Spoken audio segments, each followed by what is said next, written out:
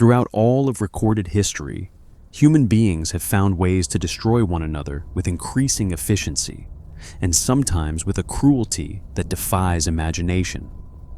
From the fire that burned on water to the invisible chemicals that dissolved a soldier's lungs from the inside, the weapons on this list didn't just kill.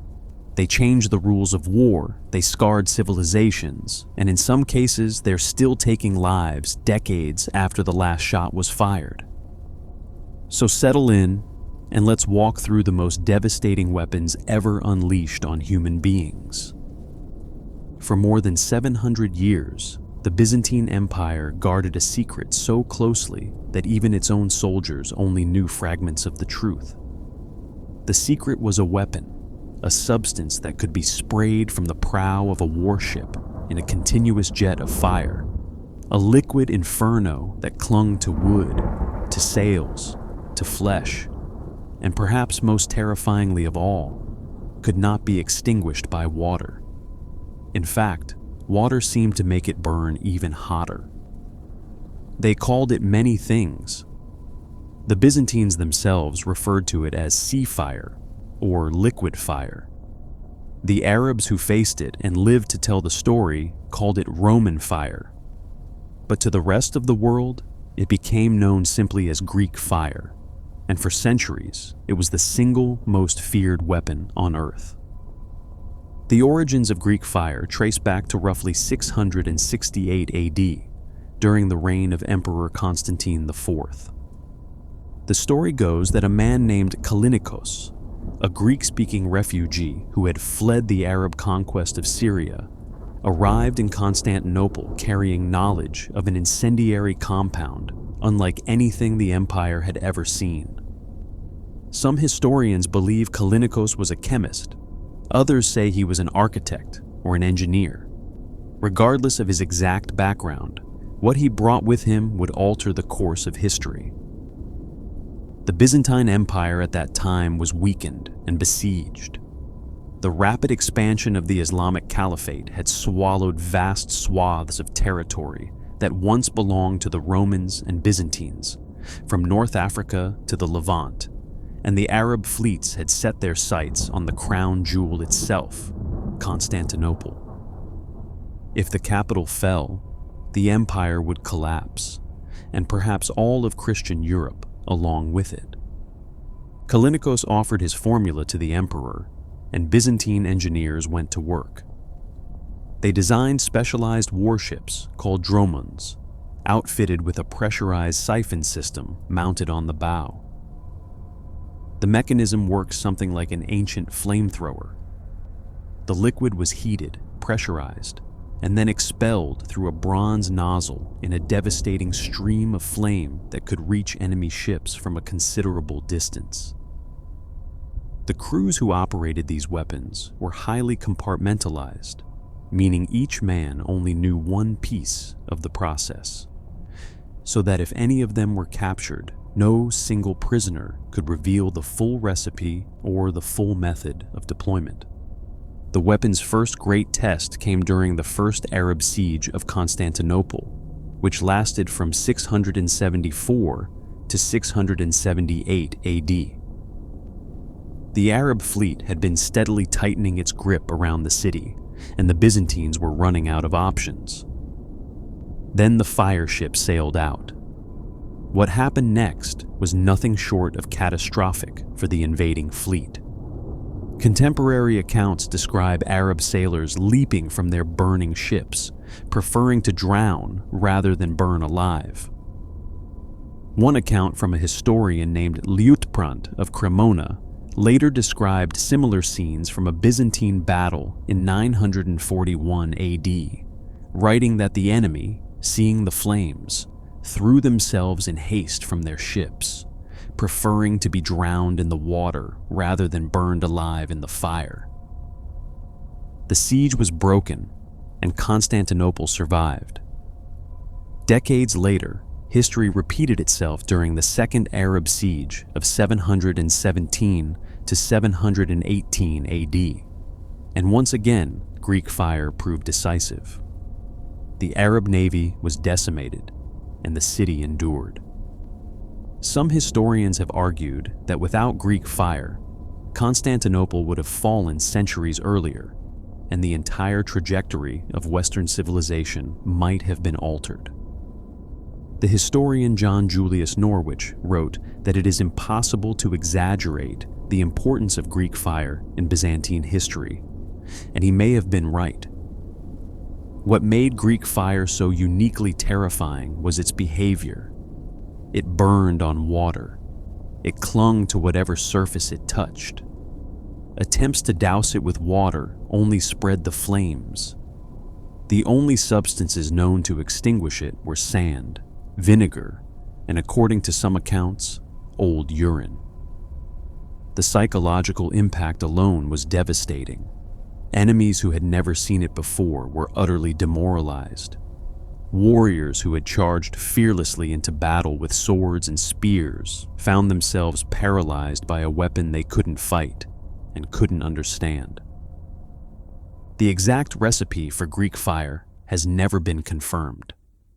The Byzantines guarded it so closely that Emperor Romanos II declared that 3 things must never fall into foreign hands: the imperial regalia, a royal princess, and Greek fire. The penalty for revealing the secret was death, and the few written references to its composition that survive are deliberately vague, encoded in metaphor and misdirection. Over the centuries, enemies did manage to capture some of the substance, and even some of the siphon equipment, but they were never able to replicate it. Modern scholars believe the base ingredient was likely crude petroleum mixed with pine resin, sulfur, and possibly quicklime, creating a sticky, flammable gel not unlike modern napalm. But the truth is, we'll probably never know for certain. By the time the Byzantine Empire finally fell in 1453, the knowledge of how to make Greek fire had already been lost for centuries. It disappeared along with the men who made it, and it remains one of the great unsolved mysteries of military history. A weapon so powerful and so secret that even its creators couldn't preserve it forever. Centuries later, the world would see the emergence of another weapon that fundamentally altered the balance of power on a global scale, though this one had no secret recipe. Its design was patented, its mechanism was understood, and its inventor was celebrated. The weapon was the Maxim gun, and it would become the tool with which European empires carved up the world. The story begins with an American inventor named Hiram Stevens Maxim, a restless tinkerer from the state of Maine who had already made his fortune through a string of inventions that included curling irons, mouse traps, steam pumps, and even an early electric light bulb that nearly earned him a patent dispute with Thomas Edison. But in 1882, Maxim attended a technology exhibition in Vienna, where he met a fellow American who gave him a piece of advice that would change the world. The man told him, and this is a direct quote, "Hang your chemistry and electricity. If you want to make a pile of money, invent something that will enable these Europeans to cut each other's throats with greater facility." Maxim took that advice quite literally. Over the next 3 years, working out of a workshop in London's Hatton Garden district, Maxim designed a fully automatic machine gun that used the recoil energy from each fired round to eject the spent cartridge, load the next one, and fire again, all without any manual input beyond holding down the trigger. Earlier rapid-fire weapons, like the American Gatling gun, had required a soldier to physically turn a crank. The Maxim eliminated that entirely. A single operator could hold down the trigger, and the gun would fire continuously at a rate of 600 rounds per minute, which was the equivalent firepower of roughly 60 riflemen. It was, in every sense of the word, a revolution. When Maxim demonstrated his invention to British military officials, the response was a mixture of awe and skepticism. Many senior officers dismissed machine guns as unreliable and unwieldy, but one key figure saw the potential immediately. Field Marshal Garnet Wolseley purchased 120 units for the British Army, and from that moment on, the Maxim gun became the instrument of British imperial expansion. The weapon's impact on colonial warfare was staggering. In the First Matabele War of 1893, a force of just 700 British soldiers armed with 5 Maxim guns held off an attack by over 10,000 Matabele warriors. The result was a slaughter. Over 3,000 of the attackers were killed, while the British suffered negligible losses. One account from the battle described tribal leaders so despondent by the one-sided nature of the defeat that they took their own lives by falling on their spears. The writer Hilaire Belloc captured the grim absurdity of it all in his 1898 satirical poem, The Modern Traveler, when he wrote, "Whatever happens, we have got the Maxim gun, and they have not." But the Maxim's most infamous day came at the Battle of Omdurman on September 2nd, 1898, in the deserts of Sudan. A British and Egyptian force of roughly 25,000 troops, commanded by Major General Herbert Kitchener, faced off against an army of approximately 50,000 Mahdist warriors. The Mahdists were brave, disciplined, and willing to die for their cause, but they were armed largely with swords, spears, and outdated single-shot rifles. The British, meanwhile, had 44 field guns, 20 Maxim machine guns on land, and another 24 Maxims mounted on gunboats patrolling the Nile. When the Mahdist forces charged across the open plain, the Maxims opened up alongside the artillery and the riflemen, and the result was carnage on a scale rarely seen in warfare. Nearly 11,000 Mahdist fighters were killed in the battle, most of them cut down before they could get within 300 yards of the British lines.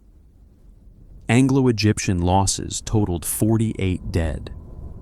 A young Winston Churchill, who was present at the battle as a member of the 21st Lancers, would later write about the experience in his book, The River War, describing the overwhelming firepower that annihilated wave after wave of attackers. The age of the machine gun had arrived, and the world would never be the same. And yet, for all the destruction the Maxim wrought in the deserts and jungles of the colonial world, it was nothing compared to what would come when the same weapon and its many descendants were turned inward during the First World War. The trenches of the Western Front became a killing ground where soldiers on both sides discovered the horrible truth that charging into machine gun fire was no longer a viable military tactic. And yet generals continued to order exactly that, again and again, for 4 blood-soaked years. On the first day of the Battle of the Somme alone, July 1st, 1916, the British Army suffered nearly 57,000 casualties, the majority of them mowed down by German machine guns before they could cross the shell-cratered wasteland of no man's land. It was slaughter on an industrial scale, and the machine gun was its instrument. But the machine gun was not the only horror that emerged from the mud of the Western Front. There was another weapon waiting in the wings, one that would be championed by a man whose life story reads like a parable about the darkest edges of scientific ambition. His name was Fritz Haber, and he was, depending on who you ask, either one of the greatest chemists who ever lived or one of the most morally compromised scientists in history. He was both. Haber was a German Jew who had converted to Christianity to advance his career, a brilliant mind who had already changed the world once before the war even started. In 1909, he cracked a problem that scientists had been struggling with for decades, finding a way to synthesize ammonia from nitrogen in the air. This breakthrough, which became known as the Haber-Bosch process, made industrial-scale fertilizer production possible for the first time, and is credited with enabling the food supply that sustains billions of people alive today. He won the Nobel Prize in Chemistry for it in 1918. But there was another side to Fritz Haber, a side that emerged when war broke out in 1914, and he threw himself into the German cause with a fervor that alarmed even his colleagues. Haber placed his entire research institute at the service of the military and began assembling a team of over 150 scientists and more than 1,000 technical personnel, all devoted to a single goal: weaponizing poison gas. Several senior German officers initially balked at the idea. One general called the use of poison gas unchivalrous. Another declared that poisoning the enemy was repulsive. But Haber pushed back, insisting that if they wanted to win the war, they needed to wage chemical warfare with conviction. He personally oversaw the preparations for what would become the first large-scale chemical weapons attack in history, traveling to the front lines in uniform, calculating wind patterns, and supervising the positioning of thousands of steel cylinders filled with chlorine gas. On April 22, 1915, near the Belgian town of Ypres, those cylinders were opened. On that spring afternoon, soldiers in the French and Algerian colonial trenches noticed something strange drifting toward them across no man's land. It was a yellowish-green cloud, low to the ground, rolling slowly with the wind. The smell was sharp, like a swimming pool, like bleach. It was chlorine gas, 168 tons of it, released from nearly 6,000 metal cylinders that had been buried along the German front line. The effect was immediate and catastrophic. The gas sank into the trenches, filling every hollow, every dugout, every hole in the earth. Soldiers who breathed it in felt their lungs seize up as the chlorine reacted with the moisture in their respiratory tracts, forming hydrochloric acid that burned their airways from the inside. Men doubled over, choking, gasping, clawing at their throats. Their eyes watered, then swelled shut. Some collapsed and drowned in the fluid that filled their own lungs. Others staggered out of the trenches, blinded and retching, and were cut down by rifle fire. A British officer who witnessed the aftermath described French colonial soldiers stumbling rearward in a state of blind panic, their faces blue-black, their mouths frothing, their bodies convulsing as they collapsed along the road. There were no gas masks at the time, no training, and no defense. Soldiers were told to urinate on strips of cloth and hold them over their mouths, since the ammonia in urine could partially neutralize the chlorine. It was the best they had. Within months, both sides were scrambling to develop their own chemical weapons, and an arms race began that would produce some of the most nightmarish substances in military history. Phosgene came next. Introduced in late 1915, it was far deadlier than chlorine, but far more insidious. Phosgene was nearly colorless and had a faint smell that some compared to freshly cut hay. Soldiers often didn't realize they'd been exposed until hours later, when their lungs began to fill with fluid. Over the next day or two, they would slowly suffocate, their lungs so saturated that no amount of oxygen could reach their blood. It is estimated that phosgene was responsible for approximately 85% of all chemical weapons deaths during World War I, making it the true killer among the gases, even though it receives far less attention than its more famous cousin.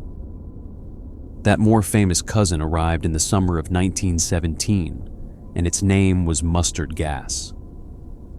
Unlike chlorine or phosgene, mustard gas did not need to be inhaled to do its damage.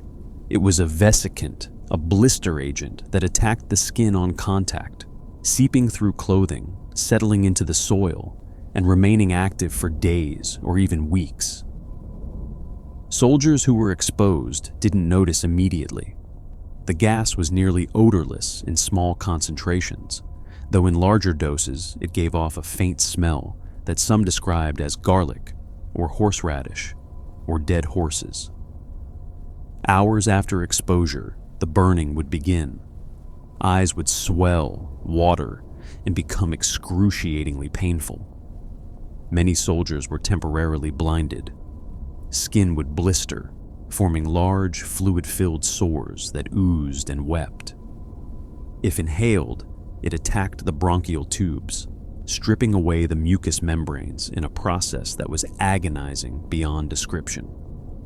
A British nurse named Vera Britton, who treated mustard gas casualties, wrote about the experience with barely contained anguish.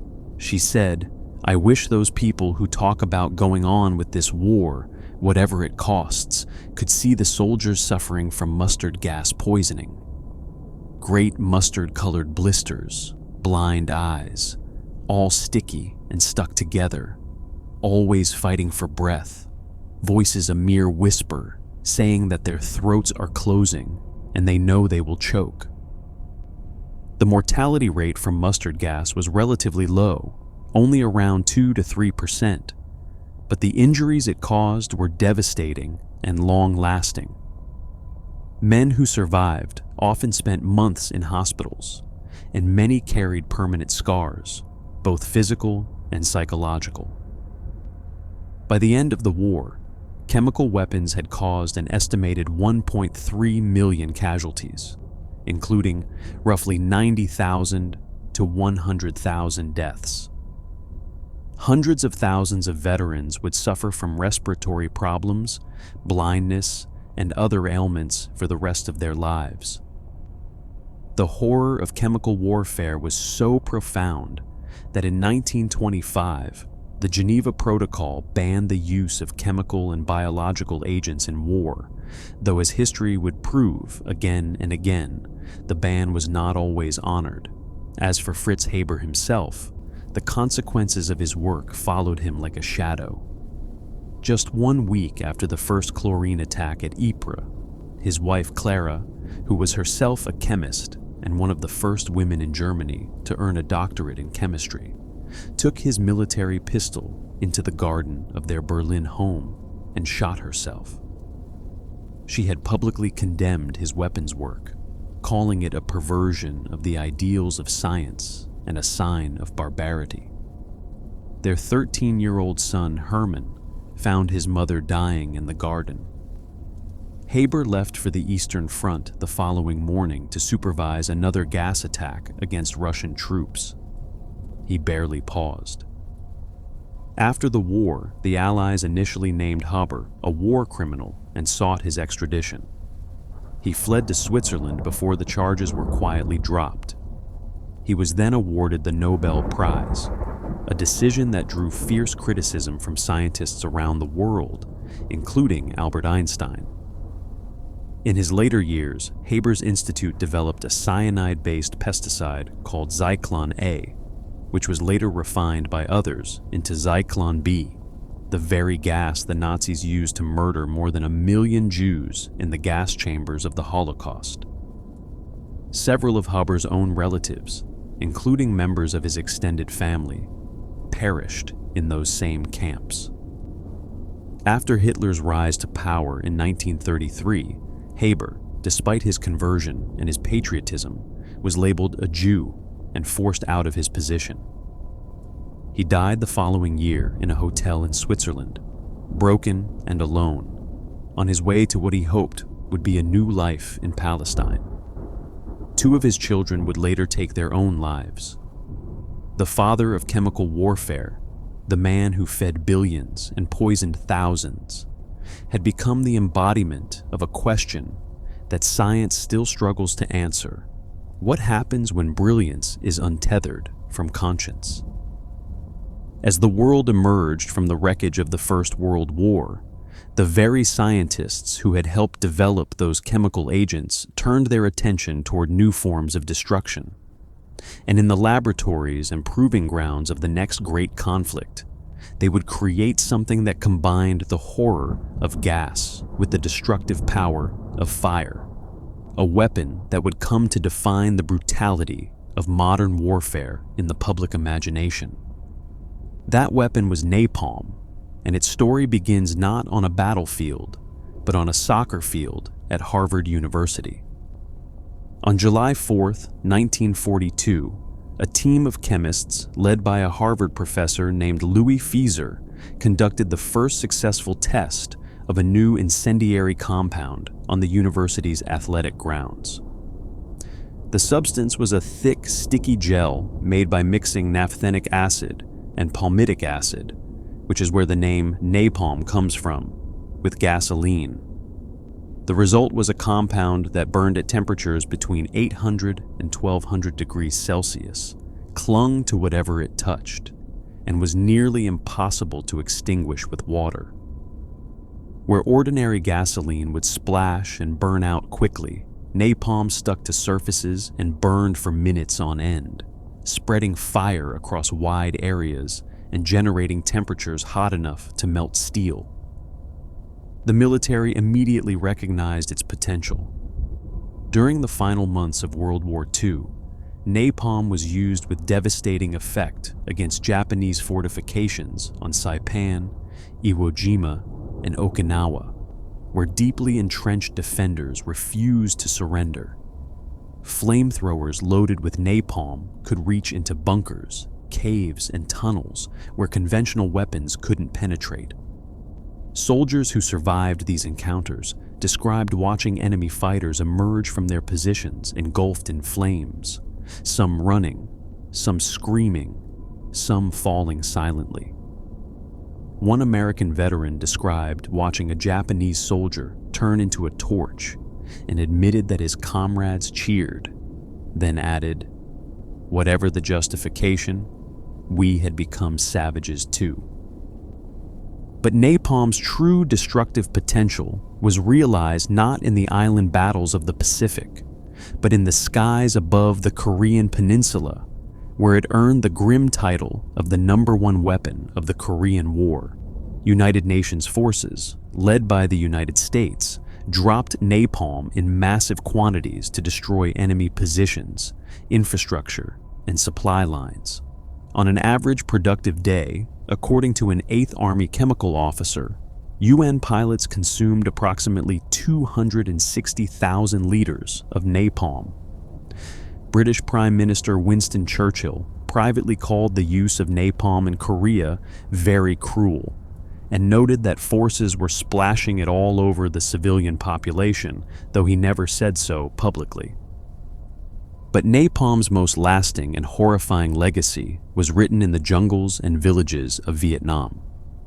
Between 1963 and 1973, approximately 352,000 tons of napalm were dropped across the region. Because accuracy from fast-moving aircraft was poor, the bombs struck not just military targets, but villages, farms, schools, and homes. Napalm B, the variant used in Vietnam, was even simpler to produce than the original.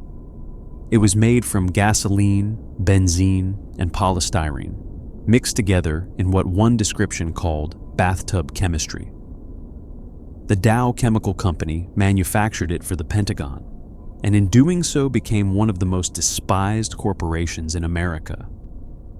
Anti-war protesters targeted Dow recruiters on college campuses across the country, staging sit-ins, blocking entrances, and chanting slogans that linked the company's name to the burning of children. At the University of Wisconsin-Madison in 1967, a protest against Dow recruiters turned violent when police were called in to clear demonstrators, and the resulting confrontation left dozens of students injured. The images of bloodied American college students being dragged from campus buildings by police, all because of a chemical weapon being used thousands of miles away, became yet another emblem of a war that was tearing the country apart. Dow's executives tried to argue that they were simply fulfilling a government contract, and that napalm itself was not inherently evil. But the argument gained little sympathy. The company eventually stopped producing napalm in 1969, not because of moral objections, but because the public backlash had become too damaging to their brand. The effects of napalm on the human body were almost too terrible to describe. The substance clung to skin and melted flesh on contact. Witnesses described eyelids so badly burned they could not be closed, and skin that looked like swollen, raw meat. Survivors suffered carbon monoxide poisoning, organ failure, and psychological trauma that lasted a lifetime. Kim Phuc, a Vietnamese girl who was 9 years old when a napalm bomb struck her village in 1972, later described the pain in terms that haunt anyone who reads them. She said, "Napalm is the most terrible pain you can ever imagine. Water boils at 100 degrees Celsius. Napalm generates temperatures of 800 to 1200 degrees Celsius." The photograph of her running naked down a road, her skin burning, her mouth open in a scream, became one of the most iconic images of the 20th century, and it crystallized the growing horror that many people around the world felt about the weapon and the war in which it was being used. And while napalm burns hot and fast, the deadliest single night of firebombing in recorded history actually predates the most famous napalm photographs by nearly 3 decades. It happened not in Vietnam, but in Japan on the night of March 9, 1945, when the United States launched an operation so destructive that it surpassed even the atomic bombings that would follow 5 months later. The operation was codenamed Meeting House, and its target was Tokyo. The man who ordered the raid was Major General Curtis LeMay, a no-nonsense air commander who had been tasked with revitalizing the American strategic bombing campaign against Japan. Previous high-altitude daylight raids had produced disappointing results, and LeMay's superiors were growing impatient. So LeMay made a series of radical decisions.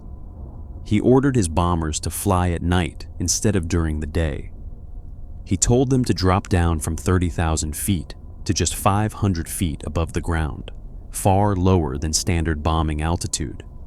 And in a move that shocked his crews, he ordered the planes stripped of their guns and gunners to make room for more bombs. The rationale was simple. At that altitude, at night, the Japanese air defenses would be ineffective, and the extra weight savings would allow each B-29 Superfortress to carry more than 7 tons of incendiary ordnance. On the evening of March 9th, 334 B-29 bombers took off from bases in the Mariana Islands and headed toward Tokyo. The target was Shitamachi, a densely populated residential area of roughly 750,000 people, where homes were built of wood and paper in the traditional Japanese style. American military planners had consulted maps produced by the Office of Strategic Services that ranked Tokyo's neighborhoods by their susceptibility to fire. Shitamachi, with its tightly packed wooden structures and narrow streets, was identified as one of the most flammable areas in the city. The bombers arrived over Tokyo shortly after midnight on March 10th. Pathfinder aircraft went in first, marking the target zone with napalm bombs in a giant X pattern. Then the main force followed, dropping 1,665 tons of incendiaries, including hundreds of thousands of small cylinders filled with napalm and white phosphorus. Each canister burst on impact, spraying burning gel across rooftops and alleyways. Dry, windy conditions that night acted as an accelerant, and within minutes, the scattered fires merged into a single, monstrous conflagration, a firestorm that generated winds strong enough to knock people off their feet and temperatures high enough to boil the water in the city's canals. Survivors described scenes that belonged in a vision of the underworld. One woman recalled emerging from an underground shelter to find that everything around her was fire.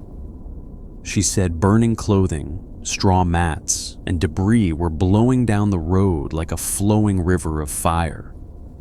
Another survivor remembered seeing a baby on fire on a mother's back, and children ablaze but still running. People who fled to the canals and rivers found that the water itself was superheated and offered no refuge. Those who stayed in their shelters were, in many cases, cooked alive as the temperatures above them soared to unimaginable levels. By dawn on March 10th, 16 square miles of central Tokyo had been reduced to ash. An estimated 100,000 civilians were dead, more than 40,000 were injured, and over 1 million were homeless. It was, by every measure, the single most destructive air raid in the history of warfare. More people died that night in Tokyo than in the immediate aftermath of either atomic bomb. LeMay later reflected on the operation with a grim pragmatism that characterized his entire approach to the war. He said, "We knew we were going to kill a lot of women and kids when we bombed that town. Had to be done." The firebombing continued for weeks, moving on to Nagoya, Osaka, Kobe, and dozens of other Japanese cities.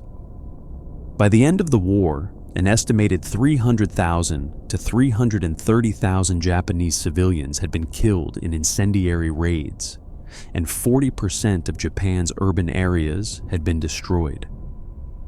The firebombing campaign, in terms of sheer destruction and loss of life, dwarfed even the atomic attacks that followed, and yet, in the public imagination, it has been largely eclipsed by the mushroom clouds of Hiroshima and Nagasaki.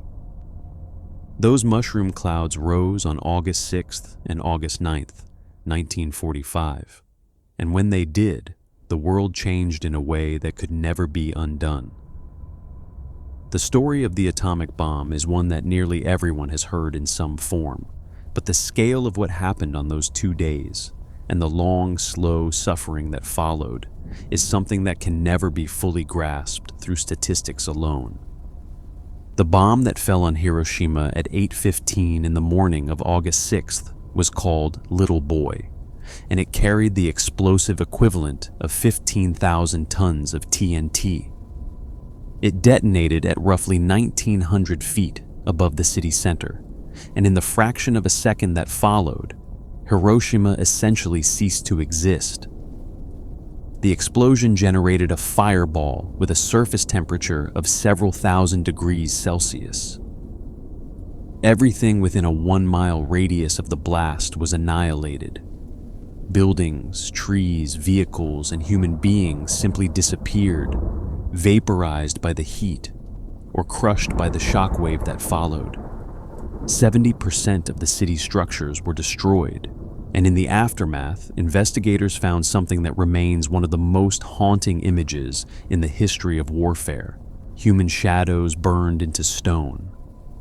The thermal flash from the bomb had been so intense, reaching surface temperatures of several thousand degrees in less than 4 seconds, that it bleached concrete and stone white, except in the places where a person or an object had stood.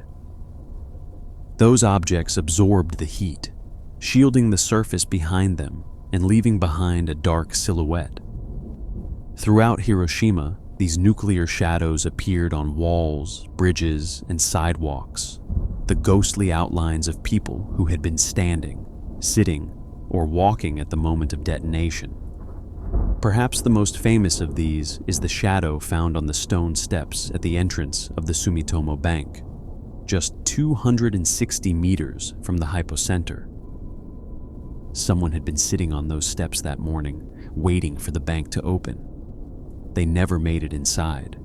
The intense heat seared the surrounding stone white, but the spot where the person sat remained dark, a permanent silhouette of a human being in their final moment. The shadow lasted for decades before it was cut from the original steps, and moved to the Hiroshima Peace Memorial Museum, where it remains on display behind glass. Several families have come forward over the years suggesting the shadow might belong to one of their own, but the identity of the person on the steps has never been confirmed. On the nearby Yorozuyo Bridge, 900 meters from the blast, shadows of pedestrians who may have been on their way to work or school were also found burned into the surface. Most of these have since faded, erased by weather and time, but for years they stood as silent witnesses to the moment the world changed. Approximately 78,000 people died instantly, and by the end of 1945, the death toll had climbed to an estimated 140,000 as tens of thousands more succumbed to burns, radiation sickness, and injuries. 3 days later, on August 9th, a second bomb, this one called Fat Man, was dropped on the city of Nagasaki. The plutonium-based weapon was even more powerful than the uranium bomb used at Hiroshima, with an explosive yield of approximately 21,000 tons of TNT. But the hilly terrain of Nagasaki partially shielded some areas from the blast. Nonetheless, approximately 40,000 people were killed instantly, and by the end of the year, the death toll had reached an estimated 74,000. But the true horror of the atomic bomb was not confined to those first moments. In the days and weeks that followed, survivors, many of whom appeared physically unharmed, began to develop symptoms that no one understood. Hair fell out in clumps, gums bled without cause, purple spots appeared on the skin. People who had walked through the ruins looking for family members collapsed and died without warning. This was radiation sickness, and it was killing people in ways that medicine had never seen before. One survivor, a photographer named Yoshito Matsushige, was one of the only people to capture the immediate aftermath on film. He was at home about 1.5 miles from ground zero when the blast hit. Miraculously, he escaped with only minor glass cuts. With one camera and 2 rolls of film, he walked toward the destruction.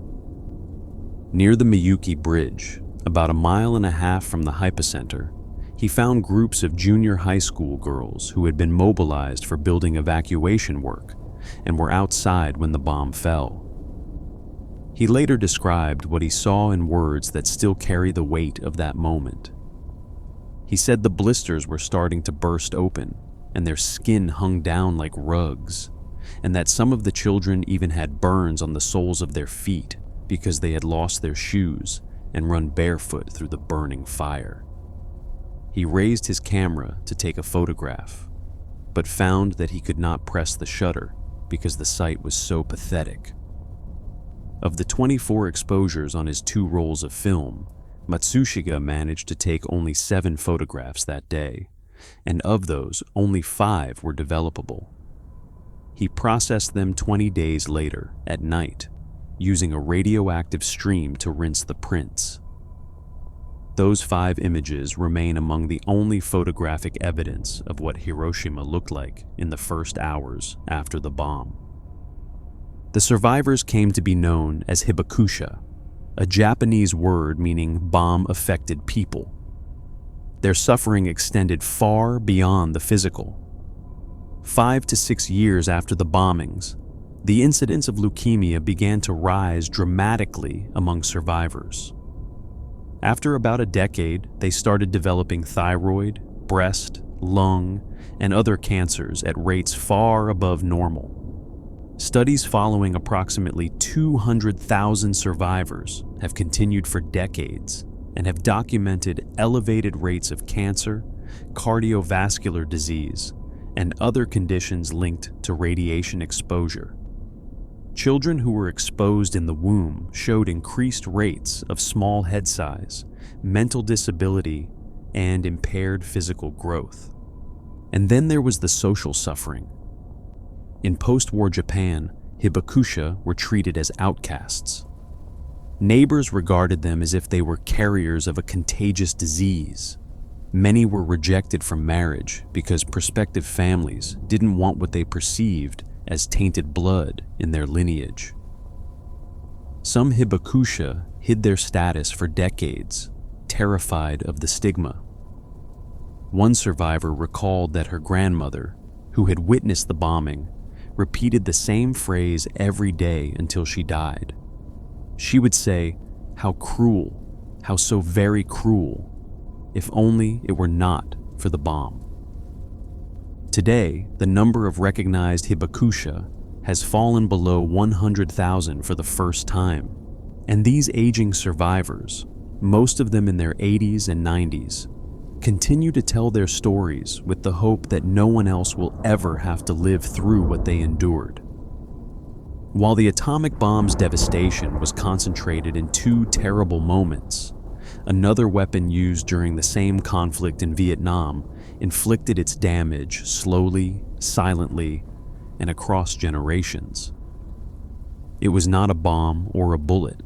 It was a chemical herbicide called Agent Orange, and its effects are still being felt more than 50 years after the last drop was sprayed. Agent Orange was a blend of two chemical defoliants, 2,4,5-T and 2,4-D, and it was contaminated during manufacturing with a byproduct called TCDD dioxin, one of the most toxic substances known to science. Between 1962 and 1971, the United States military sprayed approximately 19 million gallons of herbicides across Vietnam as part of a program called Operation Ranch Hand. The purpose was to strip away the dense jungle canopy that provided cover for enemy fighters and to destroy crops that sustained them. Over 11 million gallons of the herbicide sprayed after 1965 was Agent Orange. The spraying was massive and indiscriminate. Aircraft would fly low over forests, fields, and waterways, releasing clouds of the chemical that settled over everything below. Soldiers on the ground, both American and Vietnamese, walked through contaminated areas, drank contaminated water, and ate contaminated food. Civilians had no way to avoid it. Entire villages were drenched in the substance. The environmental damage was immediate and catastrophic. Forests withered and died. Mangrove swamps that had sustained fishing communities for centuries were reduced to barren wastelands. Over 20 million acres of land were affected. But the worst damage was done to human bodies, and it would take years to fully manifest. American veterans who had been exposed to Agent Orange began reporting unusual health problems after returning home. They developed cancers, liver diseases, respiratory disorders, and neurological conditions at rates that seemed far too high to be coincidental. And then came the children. Veterans and their spouses began noticing that their babies were being born with devastating birth defects, conditions like spina bifida, missing or deformed limbs, heart defects, and cognitive disabilities. Many families reported conditions that didn't run in their bloodlines. In Vietnam, the effects were even more pronounced. The Vietnamese government has documented hundreds of thousands of children and grandchildren of exposed citizens born with severe deformities. In rural areas where the spraying was heaviest, visitors encounter communities where multiple generations have been affected. 3 brothers born deaf, a child with no limbs, teenagers who cannot speak or care for themselves. The War Remnants Museum in Ho Chi Minh City contains an exhibit devoted to the children of Agent Orange that is almost too painful to view. Rows of photographs show infants and children with conditions so severe that they challenge the viewer's capacity for empathy. The dioxin that contaminated Agent Orange is extraordinarily potent. In laboratory tests, a dose of less than 1 part per billion, which is comparable to a single drop in 14,000 gallons of water, is sufficient to induce birth defects in certain animal models. In humans, the precise threshold for harm remains debated, partly because ethical constraints prevent direct experimentation. But the epidemiological evidence has accumulated steadily over the decades. The National Academy of Sciences found what it called limited but suggestive evidence linking Agent Orange exposure to spina bifida in veterans' children. A study by the Department of Veterans Affairs found that the risk of moderate to severe birth defects was significantly higher among female veterans who served in Vietnam. And a ProPublica analysis of VA registry data found that veterans who reported direct exposure to Agent Orange were more than a third more likely to have a child born with birth defects after the war. The US government has been slow to acknowledge the full scope of the damage. For decades, veterans' claims were denied unless they could prove their conditions began during military service.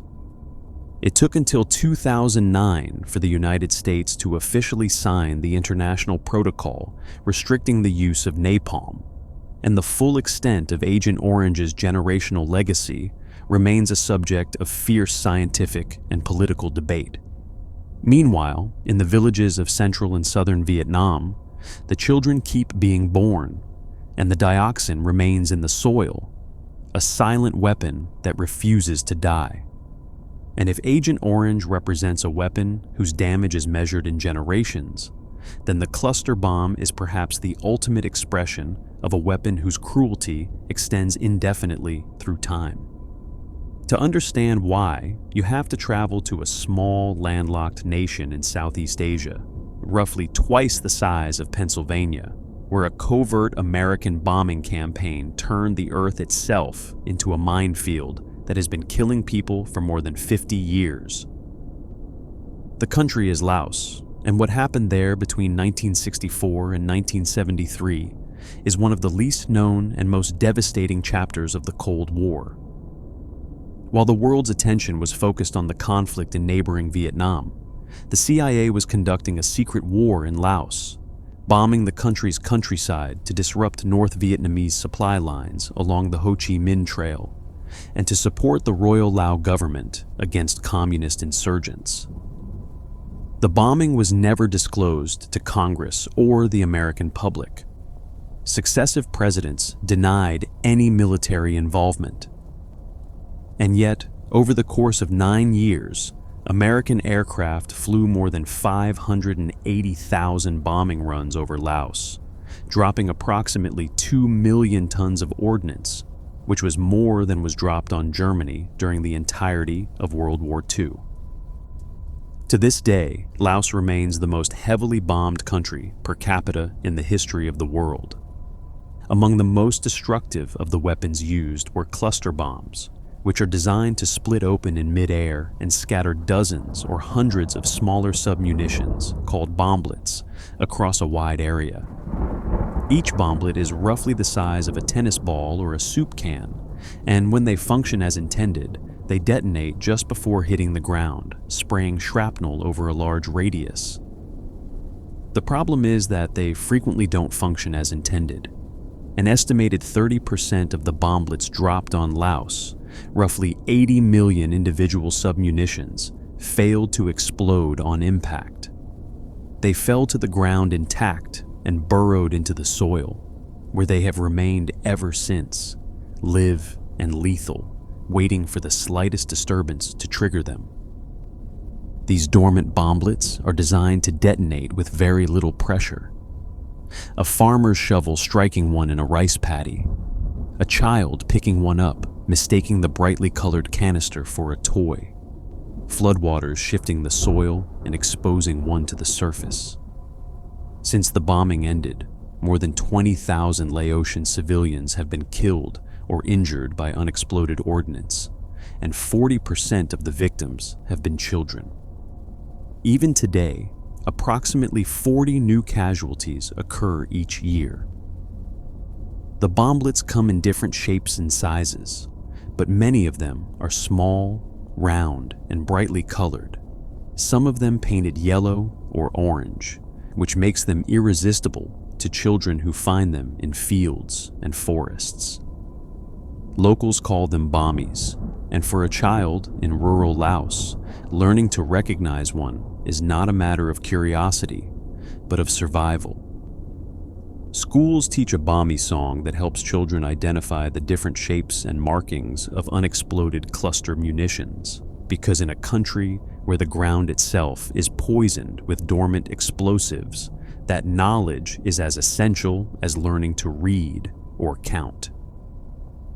The cruelty of cluster bombs is not just in their immediate effect, but in their permanence. They transform the land itself into a weapon. 13 of Laos's 17 provinces remain contaminated, and at the current pace of clearance, which has been painfully slow despite decades of international aid, it could take thousands of years to make the country safe. Since 1996, international organizations like the Mines Advisory Group and UXO Lao have been working to clear the land, but the scale of the task is almost incomprehensible. 80 million unexploded bomblets spread across a country of nearly 91,000 square miles. Teams of trained clearance workers move through the countryside with metal detectors and shovels, often clearing only a few hundred square meters per day. At that rate, the math is grim.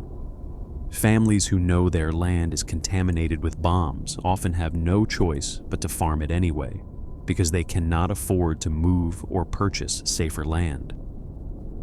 Some families have lost multiple members across generations: a grandfather in the 70s, a son in the 90s, a grandchild in the 2000s, all to the same weapon from the same war. The Laotian people have adapted in ways that are both ingenious and heartbreaking, transforming shell casings and shrapnel into household items, boats, spoons, and ladders, and selling scrap metal from old munitions for roughly 10 cents a pound. That scrap metal trade is itself dangerous, as people sometimes try to cut open live ordnance with hacksaws, hoping to extract the metal inside. The explosions that result are another source of casualties in a country that has been paying the price of a secret war for over half a century. And finally, among the weapons that continue to be deployed in conflicts around the world, few inspire the same visceral horror as white phosphorus.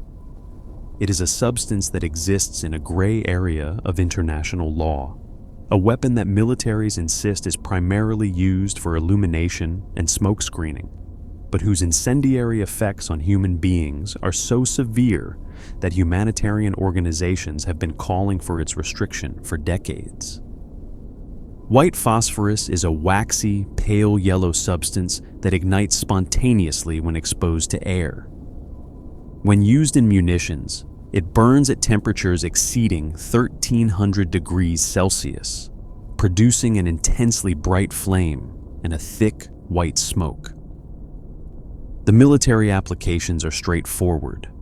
A white phosphorus shell fired over a battlefield creates a dense smokescreen that conceals troop movements and interferes with enemy targeting systems, including infrared optics. It is, by all accounts, one of the most effective smoke-producing agents ever developed. But when white phosphorus comes into contact with human skin, its effects are catastrophic. The burning substance adheres to flesh and cannot be extinguished with water. It continues to burn as long as it is exposed to oxygen, burrowing deeper into tissue and causing chemical as well as thermal injuries. Burns from white phosphorus are excruciating, deep, and almost invariably fatal if they cover more than 10% of the body. Survivors describe a pain that is beyond any ordinary burn because the chemical reaction continues long after the initial contact, creating progressive necrosis that destroys tissue layer by layer. Even small fragments of white phosphorus that become embedded in the body can reignite when exposed to air during medical treatment, creating a nightmarish scenario for doctors and patients alike. The smoke produced by burning phosphorus is toxic when inhaled, causing damage to the respiratory tract, liver, kidneys, and heart. Human Rights Watch has stated that white phosphorus can burn people to the bone, smolder inside the body, and reignite when bandages are removed. People can die simply from inhaling white phosphorus fumes, even without direct skin contact. White phosphorus munitions were first used in significant quantities during World War I, when British forces introduced white phosphorus grenades. During World War II, they saw widespread use by multiple nations for smoke screening, target marking, and as incendiary weapons. American forces used white phosphorus during the D-Day landings at Normandy and throughout the campaign across Europe. In the Pacific, it was used alongside napalm to clear Japanese positions on islands like Iwo Jima and Okinawa, and the psychological effect was devastating. Soldiers who had survived conventional bombardment broke and ran when they saw the thick white clouds of phosphorus rolling toward their positions, knowing what the burning substance would do to their skin. In the decades that followed, white phosphorus largely faded from public awareness, overshadowed by the more dramatic weapons of the nuclear age. But it never went away. It continued to appear in conflicts around the world, quietly, and often with devastating consequences for civilians.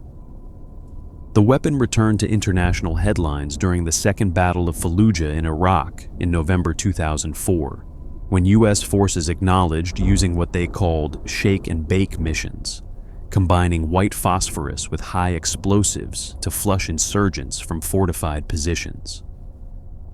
Initial Pentagon statements denied that white phosphorus had been used as a weapon, describing it only as an illumination tool.